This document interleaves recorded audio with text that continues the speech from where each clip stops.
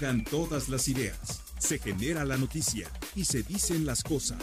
Cara a cara, la información clara y precisa en voz de sus protagonistas. Cara a cara, con Enrique Tusaint.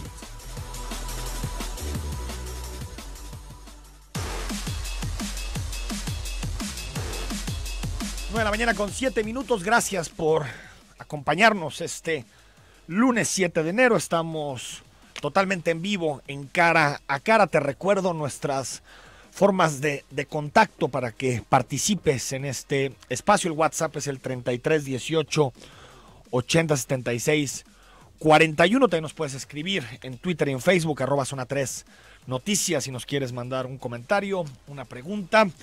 O también en mi cuenta personal, @EFTousaint con /S, para que participes de alguno de los temas. Por supuesto, el asunto del desabasto que está pues, generando todo tipo de debates a nivel nacional, pero también sobre la entrevista que tenemos esta mañana, porque ya está con nosotros el secretario de Hacienda en Jalisco, que es Juan Partida Morales. Juan, ¿cómo estás? Muy bien, Enrique, buenos días. Un saludo al auditorio. Oye, Juan, se aprobó el presupuesto ya hace algunas semanas, pero siguen pensando en hacer modificaciones a lo que se aprobó en el Congreso, ¿no? Así es, la verdad, a raíz de lo que está trascendiendo del presupuesto federal, pues tenemos preocupaciones de si la asignación actual nos va a dar, sobre todo para que los municipios tengan suficiente presupuesto, sobre todo para temas de infraestructura. ¿Cómo está el asunto de los municipios, secretario? Porque por información que ha trascendido en la prensa, 50 de los 125 ayuntamientos en el estado de Jalisco han solicitado adelantos presupuestales. ¿Están tan malas las finanzas de los municipios? La verdad, en muchos de los casos tiene que ver con situaciones de liquidez de corto plazo, sobre todo a la hora que estás asumiendo el municipio por primera vez, que le estás entendiendo. Muchos municipios se encontraron con situaciones de adeudos, con situaciones de que en caja no había suficiente dinero. Entonces, en atención a eso es que muchos municipios están pidiendo anticipos. Yo lo que esperaría, y es algo que vamos a estar vigilando muy de cerca, es que a medida que vaya pasando el tiempo vayan organizándose mejor, vayan poniendo más atención a lo que es la recaudación y también al control del gasto y reducción de la deuda. ¿A cuánto asciende, secretario, estos fondos que está destinando el gobierno del estado a los municipios, estos adelantos? Fueron, originalmente habíamos destinado 800 millones, se utilizaron nada más 600. 600 millones de pesos para estos municipios. ¿Cuáles los principales municipios que recibieron recursos? Por cuantía, digamos. Los principales serían Guadalajara, Tequila, Tonalá, Autlán. Tonalá no pidió anticipo. Autlán, esos serían los más grandes. Secretario, la semana pasada dieron una rueda de prensa para hablar digamos, de los recursos federales, de las distintas partidas, y ubicaron el déficit de presupuestos federales poquito arriba de los 8,640 millones de pesos. Digamos, pero si uno compara los presupuestos 2019 con 2018, vemos que Jalisco tiene más dinero. ¿De dónde sale ese recorte de 8,000 millones? Eso es básicamente, hay un poco más de dinero en lo que se conoce como el famoso ramo 28, que es el de las participaciones. Estos son recursos de libre disposición, no vienen condicionados por parte de la Federación, y este tipo de recursos tienen un pequeño aumento, sobre todo comparado con las cifras de cierre de 2018, de alrededor del 5%. Las aportaciones federales, que son también dinero que llega al Estado por transferencia para fines específicos, eso tiene un incremento de apenas 1.8%. ¿Real? Real, ya ajustado por inflación. Pero donde vemos esta disminución es sobre todo en el ramo 23, que son recursos particularmente para la infraestructura en el estado y los municipios, Ahí estamos viendo una disminución de cerca de 2.600 millones. Estos son recursos que se utilizan para vialidades, para parques, para escuelas, para centros de salud, etcétera. O sea, es un dinero muy importante. Y donde también hay una disminución es en todos los fondos que realizan en su mayoría las dependencias del gobierno federal, por ejemplo, la Secretaría de Comunicaciones y Transportes. Que son carreteras.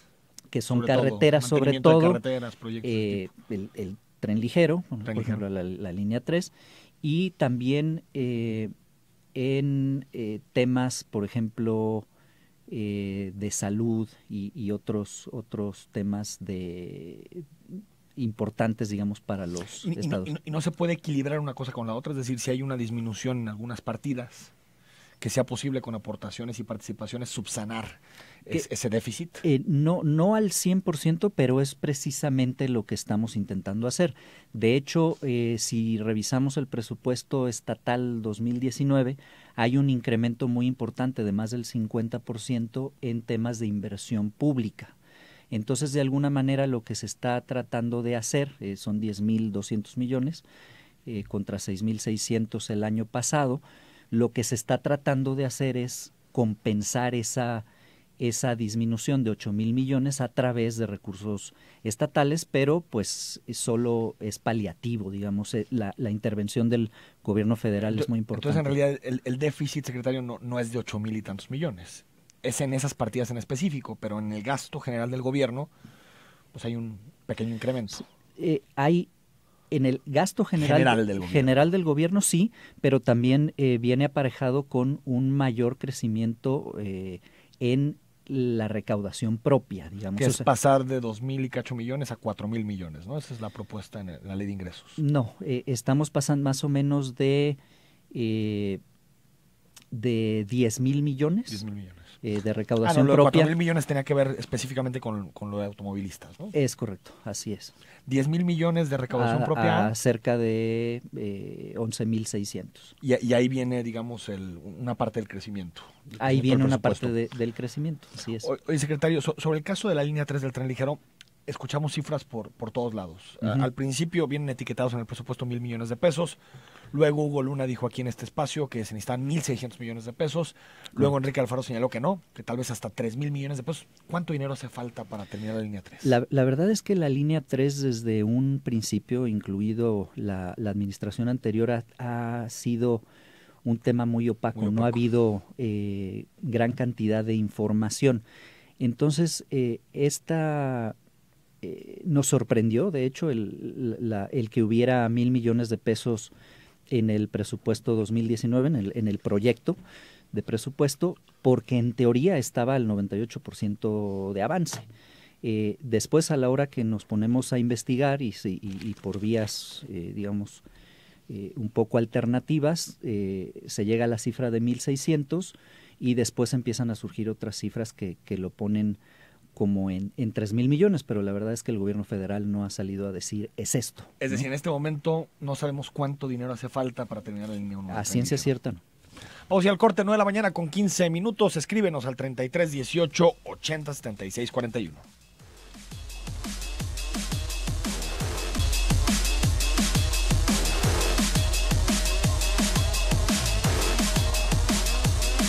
Mañana con 18 minutos. Te recuerdo, escríbenos al WhatsApp, a redes sociales. Estamos platicando con Juan Partida, secretario de Hacienda en Jalisco en este inicio de año. Más adelante, por cierto, vamos a platicar con los líderes de los gasolineros para que nos den pues la última hora sobre el abastecimiento de combustible en la zona metropolitana de Guadalajara.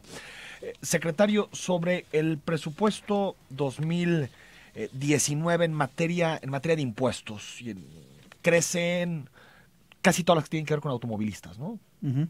Refrendo, licencias y placas, ¿no? También hay un crecimiento importante del costo. Uh-huh. Así es. ¿Cómo queda?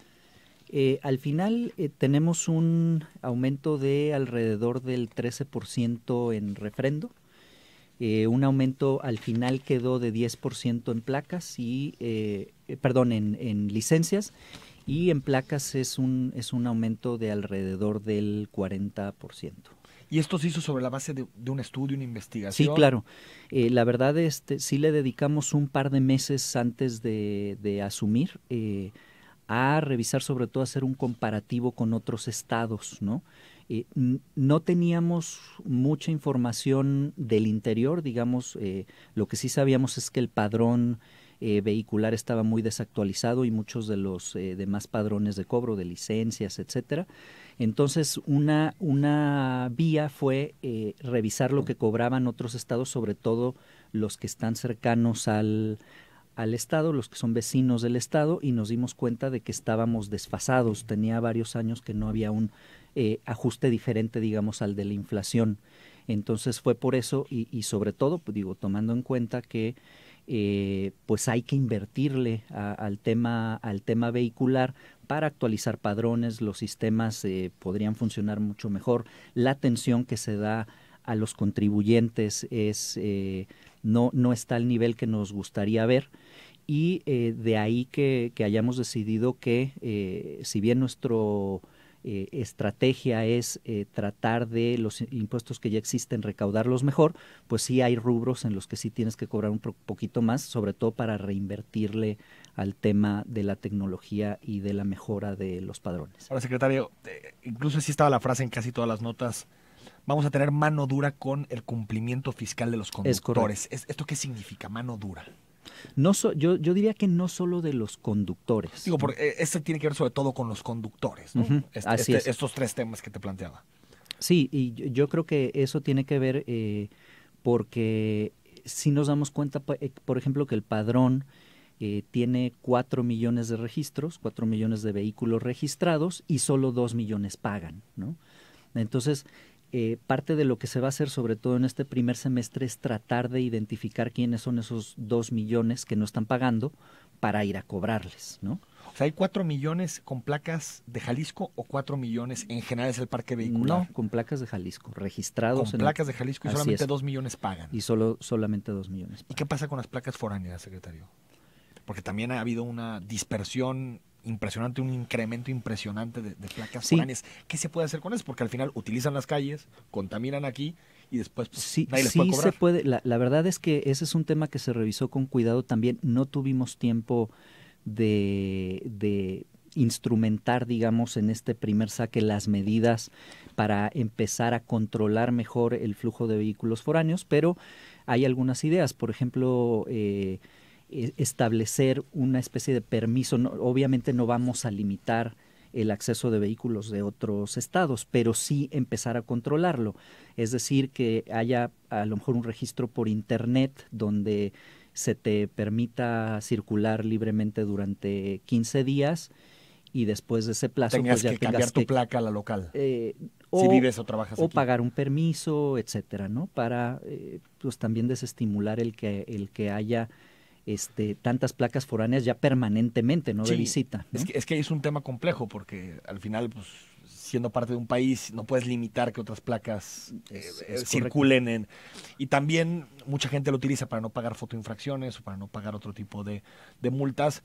Pero si pones a los policías a cazar esas placas, pues también generas corrupción. Entonces es un asunto complejo, ¿no? Es un asunto complejo, pero yo creo que sí tenemos manera de empezar a regularlo. Una es a través de estos permisos, otra es habilitar, no necesitan ser muchas patrullas, a lo mejor unas 10 o 20 patrullas que estén nada más revisando estas placas. Si está ese permiso. Si tienen alguna, por ejemplo, alguna fotomulta que es imposible localizarlos, pero si te encuentra esta patrulla que va a estar revisando las placas y eres reincidente, entonces a lo mejor ya te quita la licencia o toma algún otro tipo de medida alternativa, ¿no? Así es. Secretario, ¿están considerando algún otro impuesto nuevo?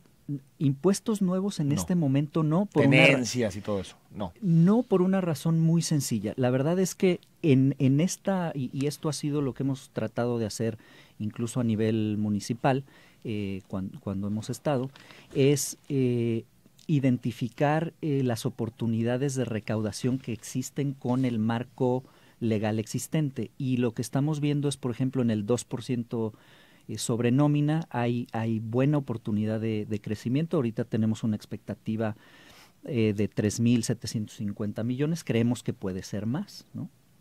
3.750 millones de es lo pesos. que es el estimado para este año. Pero la verdad es que creemos que pudiera ser incluso más que eso si empiezas a apretar desde el punto de vista de verificación. Hay una avenida importante también de crecimiento en la coordinación administrativa con el gobierno federal, donde el gobierno federal te da las atribuciones para cobrar impuestos federales en el Estado, ¿no? Y eso también Un creemos porcentaje se queda como un muy recaudación buen propia. porcentaje, entre el 50 y el 100%, porque la verdad es que el gobierno federal no tiene la capacidad de verificar y ¿Pero de estamos cobrar hablando de IVA, ISR o IVA, o IEPS o- IVA, ISR sobre todo, ¿no? Es decir, que Jalisco cobra esos impuestos y de alguna forma regresa la mitad de esos impuestos a la federación y se queda con la mitad de la recaudación O más, o más. o más. Secretario, sobre la deuda, ¿ya hay una decisión? ¿Van a pedir deuda en este primer semestre? Estamos ya empezando a analizar en qué se pudiera usar, pero va a depender mucho también de finalmente en los anexos del presupuesto de egresos de la Federación, que sí quedó, que no quedó, y sobre esa base, pues ya tomar una decisión de en qué se emplearía. Los 7,000 millones de pesos de los que se está hablando es simplemente la capacidad que tenemos para adquirir créditos. No necesariamente están pensando en un crédito de 7,000 millones de pesos. Es correcto, es la capacidad de endeudamiento. de endeudamiento sin afectar, estimamos, las calificaciones y las tasas de interés de la deuda del Estado. Pero no están considerando una cifra de este tamaño, de esta envergadura. De momento, estamos abiertos a revisar todo. Esa sería la capacidad responsable de endeudamiento. Pudiera ser que no, es muy probable que no se dé todo de un jalón, lo vamos a revisar, pero creemos que esa cifra estaría dentro de lo responsable. De lo responsable, que no afecta la capacidad crediticia del Estado. Así es. Pero fíjate, hoy leí en la mañana, secretario, en el diario NTR, no sé si tuviste posibilidad de revisarlo, pero hace un análisis de la deuda que se contrajo de la línea 2 del tren ligero. Sí, Hace 26 años, las cifras son escandalosas. Por un crédito de 700 millones vamos a terminar pagando prácticamente el triple de ese crédito. ¿Cómo hacer para buscar créditos para proyectos importantes como el Río Santiago, la línea 4 del tren ligero, pero que no pasen este tipo de cosas, que 26 años después sigamos pagando un crédito de una línea? Primero yo diría de la línea 2, la verdad es que hay que considerar que es una obra que se hizo con recurso estatal. Sí, propios. Ahora tratar de hacer algo así, y eso te habla también de cómo se ha ido centralizando el gasto, no se podría, ¿no? O sería mucho más complicado. Y la otra, hay que tener cuidado cuando se hacen ese tipo de análisis de un crédito a 40 años, que una obra de infraestructura como es una línea 2 sigue funcionando y sigue generando servicio, pues es normal que se genere un interés durante 40 años. ¿Pero tan alto? Es como, sí, ¿no? sí, habría que revisarlo, pero poner en perspectiva que ese tipo de proyectos de infraestructura de largo alcance o de largo plazo, pues sí si sumas todo el costo financiero, puede ser bastante alto. Es decir, esta cifra no te sorprende tanto.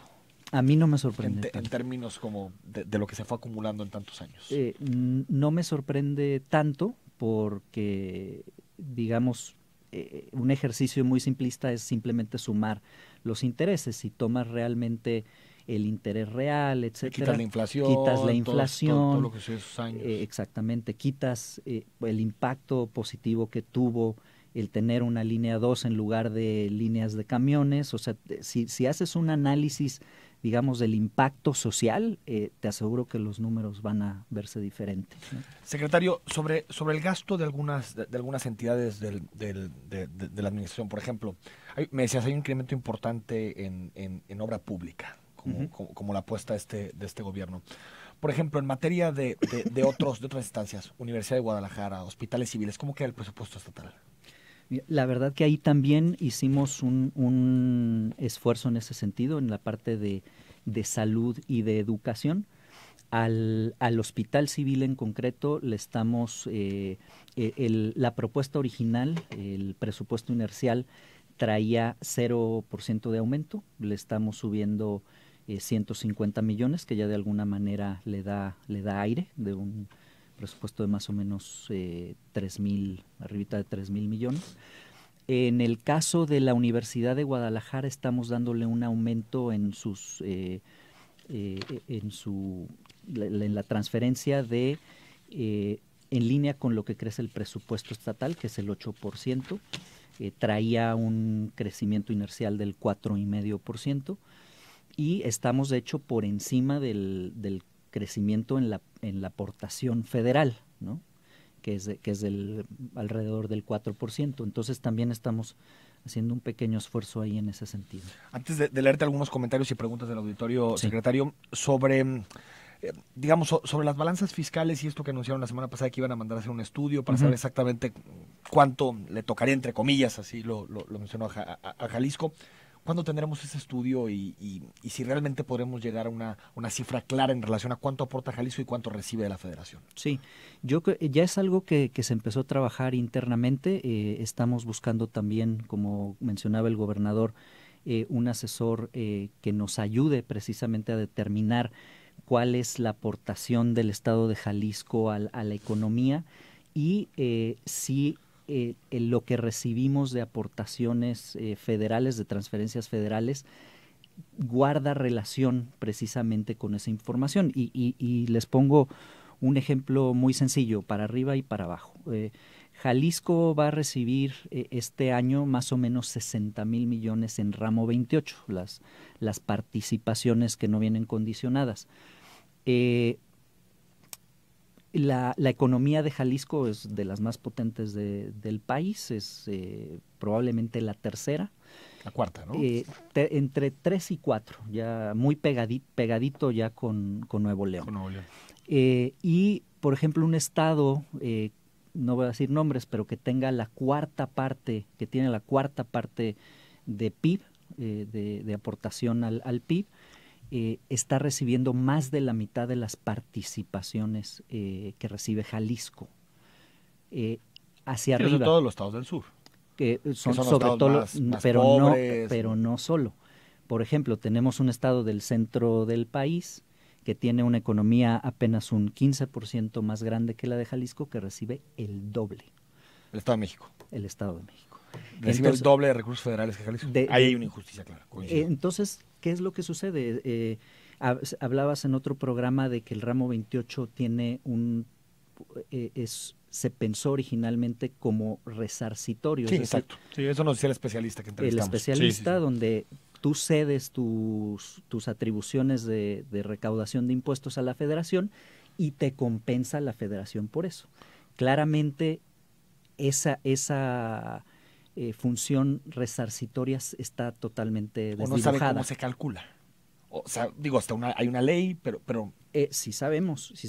Y, o sea, tú dices, se calcula de forma injusta. Se calcula de forma poblacional. Yo no estoy diciendo si es justo o es injusto, pero ya no es resarcitorio, ya es redistributivo. Entonces tienes los recursos que deberían de ser para el Estado, también sufren una reasignación en función a temas que no necesariamente son resarcitorios. Entonces no es, digamos, una postura insolidaria o egoísta de parte del gobierno de Jalisco de decir, oye, como nosotros aportamos tanto al PIB y tanto a la recaudación fiscal, queremos tanto de regreso. No, porque lo que estamos diciendo es lo que se debe de revisar es o sea, se debe de poder medir y debemos poder definir si lo que quiere hacer el gobierno federal y los estados, no solo el gobierno federal, porque ahora es muy vertical, ¿no? Tiene que ser también horizontal, es decidir, a ver, si queremos tener un fondo resarcitorio, definámoslo así, y podemos tener otro redistributivo. Solidario, digamos. Solidario, ¿no? Pero también necesitas... Y también ponerle un plazo. Digo, eso ha servido en muchos sistemas federales, que es, sí es cierto que tiene que haber un fondo solidario importante en un país tan desigual como México, sí, pero tal vez ponerle un plazo de 25, 30 años, ¿no? Para que se corrijan esas asimetrías, porque si dejas la insolidaridad, si dejas el fondo así, también no se corrigen muchas prácticas. Pero lo que no podemos dejar que pase es no entender, no tener la información. Tenemos estados, por ejemplo, como Colima, ¿no? Que tiene el puerto de Manzanillo, y Colima, Nayarit, Baja California Sur son estados que en 10 años, no en 30, van a quebrar, porque el actual sistema los desfavorece enormemente, porque no tienen mucha población, ¿no? A pesar de que tengan economía, ¿no? Dice Jesús Arriola: Enrique, buen día, ¿le puedes preguntar por favor al secretario si se tiene alguna partida para apoyo al transporte público? Dice, obvio, soy transportista. ¿Hay alguna partida de apoyo al transporte público como tal? La verdad es que me gustaría dar que esa respuesta la diera el secretario de Transporte. Esta semana es importante para eso, ¿no? Exactamente, Sí. exactamente. Va a haber anuncios esta semana sobre ese tema. Es correcto, entonces no me gustaría. Gracias, Perdón. Jesús, por tu comentario. José de Jesús, supongo que se refería a subsidios, me imagino que tiene que ver con eso. Uh-huh. José de Jesús: es urgente que se audite el manejo de los recursos de los hospitales civiles, no es posible que no haya medicamentos básicos y los pacientes los tengan que comprar. Pues está auditado los civiles, ¿no? Sí. Eso le toca una parte de la Autoridad Superior del Estado y otra a la Federación. María de Jesús: muy sucios los puentes de Lázaro Cárdenas cerca del río. Gracias por tu comentario, María de Jesús. Rodolfo García dice: que homologuen con otros estados vecinos también el cobro de la verificación. Ellos no cobran. Es cierto, y te puedes ir a verificar todo otro estado. Supongo que se refiere a eso, Rodolfo. Sí, a ver, el tema es que en otros estados no tienen el problema de contaminación que aquí tenemos, ¿no? Y sí es importante, o sea, en el tema de la verificación sí es importante el que nos aseguremos que la verificación se dé, que los vehículos realmente salgan afinados, sí, no con un holograma y que salgan igual que entraron, ¿no? Entonces yo creo que es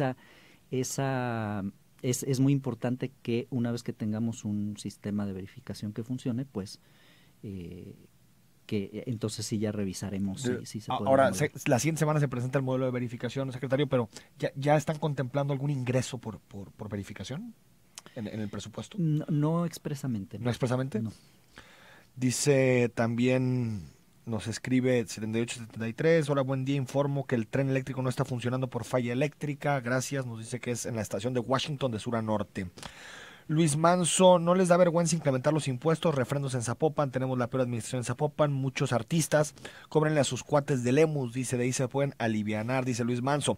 En Tlaquepaque, Pueblo Mágico, los de la tercera edad no pagarán el predial 2019, ¿qué tal? Lástima que no vivo ahí.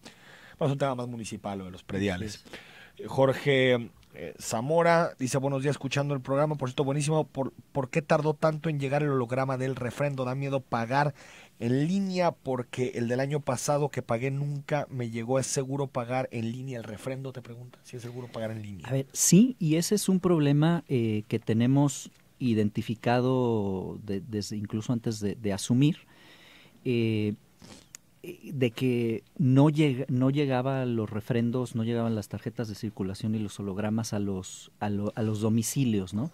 Desde ya estamos pensando cómo atacar ese problema. De entrada, vamos a abrir 6 o 7 recaudadoras en zona metropolitana y que se van a dedicar única y exclusivamente a recibir cobros por medios electrónicos, por tarjeta de crédito y para imprimir tarjetas de circulación y entregar hologramas, pero también estamos trabajando en la logística de la entrega para asegurarnos que sí lleguen. El principal problema que tenemos es la desactualización del padrón, porque hay muchos domicilios que no están actualizados.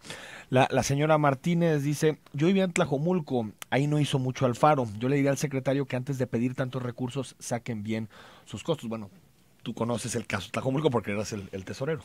Sí, la verdad es que en Tlajomulco se aumentó muchísimo la recaudación, cerca de 300% en 5 o 6 años. Uno de los municipios que mayor porcentaje de su gasto tiene que ver con recursos propios, ¿no? Es correcto, cerca del 65%. Manuel García: ¿por qué incrementó tanto el predial? Bueno, le vamos a preguntar a los encargados municipales. Pregunta: ¿cuánto van a cobrar por la verificación 2018? Todavía no se sabe, ¿verdad, secretario? No. Verificación 2018. 19 más bien. Jorge Alcalá: buenos días, muy buen tema. Háganlo como en México, que se verifiquen los foráneos y obtengan un holograma diferente. Yo así lo hice en México. Iván Velázquez, buenos días, Enrique. Yo tengo 3 semanas queriendo actualizar las placas de mi vehículo y no hay placas. Y de hecho esa sería, si tú tienes tu permiso para transitar 15 días. Si lo excedes, tu obligación es verificar. Ese sería, digamos, el costo. Ese sería el permiso. Verifica.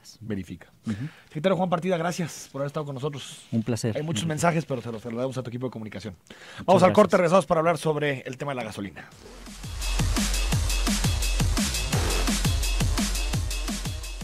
Acceso el periódico El Universal señala que la Policía Federal detecta corrupción por 17,000 millones de pesos en el nuevo aeropuerto de la Ciudad de México en Texcoco. 17,000 millones de pesos que tiene que ver sobre todo con sobreprecios en la contratación de algunos de los servicios. Es decir, pues digamos, un elemento más a estas sospechas veladas que han existido de que detrás del aeropuerto de la Ciudad de México existe un gran negocio, ya está parada la obra, pero existe un gran negocio que ha beneficiado a 3 o 4 grandes contratistas y que, bueno, pues al final, si bien Andrés Manuel López Obrador decidió a través de una consulta que se suspendiera la construcción del aeropuerto de la Ciudad de México, hay que decir que faltan las denuncias, faltan las pruebas, faltan las investigaciones para saber exactamente quién estaba saqueando recursos públicos con el pretexto de la construcción del nuevo aeropuerto de la Ciudad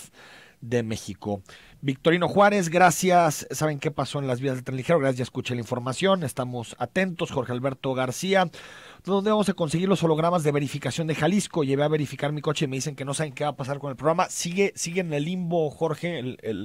Vamos a estar investigando lo más posible. Ha habido mucho hermetismo del gobierno estatal con relación al tema de la verificación. Tuve posibilidad el 26 de diciembre de hablar con Sergio Graf, titular de Medio Ambiente, y me decía que lo van a presentar pronto. Nos decía que en la primera quincena de enero. Ya parece que esta semana va a ser la del transporte y la próxima semana la de la verificación, pero en cuanto tengamos datos concretos sobre el asunto de la verificación, Jorge, con mucho gusto te los trasladamos. Susana Guayo, algo pasa en la línea 1 del tren ligero, muchas gracias. Alfredo, el gobierno de AMLO se tapa un hoyo, pero se destapa otro. No solo sirvió de cruzada contra el huachicoleo, también nos hizo perder nuestro fin de semana en las filas de las gasolineras. Yo creo que aquí, Alfredo, yo creo que la forma y el fondo es aquí importante, por eso era el editorial con la que comencé el programa. Creo que todos estaremos de acuerdo que un gobierno no puede cerrar los ojos frente a un negocio ilícito de sustracción de combustible que asciende a 60,000 millones de pesos, de acuerdo a cifras oficiales al año, pero se tiene que hacer con cuidado, se tiene que hacer con la planeación necesaria. Por ejemplo, tener reservas en los estados que van a ser afectados, no te digo que reservas del 100% de las demandas, pero el 70-80% para que no existan estas grandes filas que vimos en la metrópoli sábado y domingo. También tiene que haber mucha más transparencia y mucha mejor comunicación de parte del gobierno federal para decirnos qué estaciones son las que sí van a tener, cuáles no, en qué día se podrán empezar a restablecer el servicio, porque tenemos versiones de todo tipo. Pemex emitió un comunicado, pero los comunicados de Pemex siempre terminan igual. Haremos lo posible para que lleguemos a la normalidad, pero no hay ni fecha ni plazo en términos oficiales de parte de Petróleos Mexicanos. Hoy en el Informador publica una nota donde hay 2 voces, Enrique Alfaro y Carlos Elizondo. Enrique Alfaro, después de sus tweets de ayer, donde decía que en un plazo de 3 días, es decir, para miércoles o jueves de esta semana, estaría normalizado el abasto de gasolina en toda la metrópoli, pero al final yo creo que es positivo que un gobierno se atreva a luchar contra este cáncer. Hay que recordar que en este momento ya es el 30% de las finanzas de los criminales, de acuerdo a los estudios más serios, vienen precisamente del hurto, al robo de combustibles, pero que se haga con las previsiones necesarias, sin colapsar a las entidades federativas, porque en este momento hay 5 o 6 estados con un desabasto gravísimo. Es de pronto cuando el fondo, que seguramente es defendible por una parte importante de los mexicanos, pues empieza a quedar un poquito golpeado por las formas que no son las mejores. 9:48 a.m. Estamos haciendo contacto con los líderes de los gasolineros para que nos den una actualizada sobre la gasolina que está llegando a nuestro metrópoli. Vamos al corte, hablamos con ellos y leemos tus comentarios. Continuamos en Zona 3, 91.5.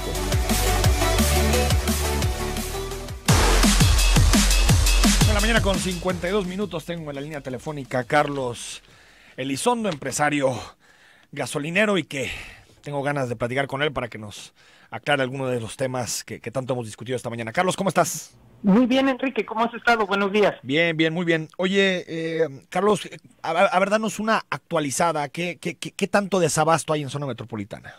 Es grave hasta el día de ayer. Todavía casi el 70% de las estaciones estaban fuera de servicio porque no llegaba el producto. Como te había yo comentado, el servicio se va a empezar a restablecer entre la noche de esta noche que pasó y el día de hoy. Y bueno, pues son varios los problemas que llevaron al tema como lo vemos ahorita, ¿no? Ahora, cuando dice se va a restablecer, supongo que van a ser varios días en donde la demanda no se va a poder cumplir al 100%. Mira, no se puede cumplir al 100% por una razón. Te cito un ejemplo. Ayer en alguna estación donde yo paré, en este tema del monitoreo, de estar viendo algunas cosas, por ejemplo, llegó una camioneta y cargó su camioneta tanque lleno y llevaba 4 tambos. Y entonces dices, bueno, ok, entonces ahí ya iban... ¿Y por qué le permiten hacer eso? Bueno, no está prohibido por ninguna ley. Bueno, pero está claro que en un momento como este, pues hay que ser un poco más solidarios, ¿no? Y yo te lo puedo entender, pero la gente está haciendo ese tipo de actividades y bueno, pues no lo puedes detener, también tiene su derecho. Yo llegué, me formé, estuve 2 horas y ahora quiero que sirvas todo esto. Entonces, el tema es que ese vehículo se llevó el combustible de 5 vehículos. Y entonces, bueno, pues entonces el problema se agrava en ese sentido, en el sentido de que el combustible está restringido por parte de Pemex, y luego cuando llega a las estaciones, la gente que totalmente natural dice, caray, yo no sé qué tanto va a persistir el problema, déjame aquí que sí hay, pues lo lleno con tanto. Ya de una vez, ¿no? ¿No? Entonces... que eso es como un poquito compra de pánico. Exactamente, es compra de pánico, pero eso no ayuda a resolver el problema. ¿Por qué? Porque, como te comentaba, bueno, pues ese vehículo y así muchos más se llevan el combustible y luego llega la gente y ya no lo tiene. Entonces, de por sí el desabasto es importante. Sí. La gente llega a compra de pánico y deja a otros vehículos sin combustible. Pero digamos, Carlos, que en el transcurso de este lunes vamos a ver que otras gasolineras empiezan a abrir. Me preguntaban también por qué unas abren y otras no. Bueno, no es que haya favoritismos, no. Simplemente Pemex tiene un sistema de reparto establecido. Cuando hay este tipo de emergencias trata de resolver el problema, pero no se puede hacer así de, bueno, voy a destruir lo que ya tengo para poder resolver algo, ¿no? Pues no puedes tapar un agujero y destapar 2. Entonces, lo que hace Pemex en estos momentos es, bueno, ok, yo ya le surtí a las gasolineras 1, 2, 3, 4 y 5, el siguiente producto que me llega es a las 6, 7 y 8, pero ya se vuelven a quedar sin combustible la 1, 2, 3, 4 y 5, ¿no? Entonces, pareciera que el problema continúa, pero se está restableciendo. ¿Cómo lo está restableciendo Pemex? Bueno, está enviando pipas de centros de almacenamiento cercanos a los estados del problema, en la medida en la que puede, sin dejar ahora sin producto a esos otros estados. Está enviando el combustible por el momento vía todo Manzanillo, ¿no? Exacto, es vía Manzanillo y vía Salamanca, pero lo hace ahora vía ruedas. ¿Qué significa vía ruedas? Más vía tardado. pipas y vía tren. Entonces también el tren tiene sus restricciones, no puede cambiar sus entregas nada más porque hay una crisis, porque no lo puede hacer. O sea, es imposible también para el tren crear nuevos horarios y rutas, porque es muy complejo, pero en la medida en la que se puede, se está restableciendo. También ya se habla de volver a echar a andar el poliducto, que es el que creó el problema, pero no lo van a echar a andar al 100%, van a echarlo a andar al 40 o 50%, y con eso se restablecerá el problema del combustible, ¿no?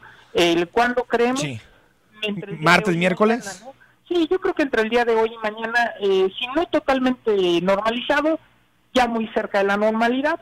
No significa que no tengamos Sí. problemas en el futuro tampoco, por una razón. Los ductos siguen cerrados. Seguirán cerrados por una razón. El robo del combustible se ha pretextado, porque esto es un pretexto, que es el poliducto, de donde se roban el combustible. Pero se tiene que empezar por algo, ¿no? O sea, si dicen que es el poliducto, a ver, si se cierra, pues ¿cómo es que hay fuga de gasolina todavía, no? Entonces empiezan a haber investigaciones importantes. Me da la impresión de que el señor presidente está siendo muy valiente, está encarando el verdadero problema. Y con eso, bueno, pues... Sí, el problema es que tal vez debieron haber hecho un poquito, pues, con más reservas, saber que había capacidad para responder a estas primeras demandas del año. Es decir, tal vez el fondo es defendible, la forma no lo sé. Tal vez la forma no es la mejor. La mejor. Quiero decir una cosa, casi por donde tú le quisieras pegar al tema del robo del combustible, cualquiera de las Sí, cosas, pero si generas más reservas, Carlos, en las terminales de almacenamiento, pues te da un poquito de más aire y respiro, ¿no? Eso puedes tener y tienes toda la razón. Sin embargo, bueno, pues creo que los resultados los vamos a empezar a ver en próximos meses, ¿no? Ahora, no tenemos fecha, Carlos, para que se abran los ductos. No la tenemos. Va a seguir siendo provisión a través de pipa. Hoy tal vez abran el poliducto. Sí. De las 12 cargas del día, tal vez lo abran con 4 o 5. Y en próximos días seguirá evaluando qué tanto se usa el poliducto, pero lo van a usar de una forma mucho más inteligente, me parece, más monitoreado. Entonces, nosotros sabemos bien que no es nada más el robo en el poliducto, porque no es en el poliducto el verdadero robo, sino es en las terminales de almacenamiento. En las 17, ¿no? Del de Salamanca. Sí, claro. O sea, la verdad es que en la refinería, etcétera, ahí es donde realmente está el robo. Carlos Elizondo, me quedan 20 segundos. Un ciudadano que nos está escuchando, ¿cómo sabe en dónde hay gasolina y en dónde no? Mira, en Tlaquepaque, Tonalá, el combustible está normalizado. Entonces, digo, yo sé, es muy complejo mandarlos para allá todos. No, bueno, está mejor que estar 2 horas en Zapopan Poniente. Así es, correcto. Entonces, en esa parte de la ciudad, las gasolinas están funcionando normalmente. Carlos, gracias. A tus órdenes, Enrique, un buen día, hasta luego. Buen día, Carlos Elizondo, empresario gasolinero, que nos da la actualizada sobre qué está sucediendo en la metrópoli en materia de provisión de combustible. Nosotros nos vamos mañana a las 9, estamos en Cara a Cara, entrevista con el presidente municipal de Tlajomulco, con Salvador Zamora. Sé que muchos radioescuchas de Zona 3 Noticias viven en Tlajomulco, se desplazan desde Tlajomulco, va a estar aquí para responder algunas de tus dudas, y a las 6 de la tarde estamos con las noticias más importantes en la tercera emisión de Zona 3 Noticias. Soy Enrique Tucen y hasta el ratito.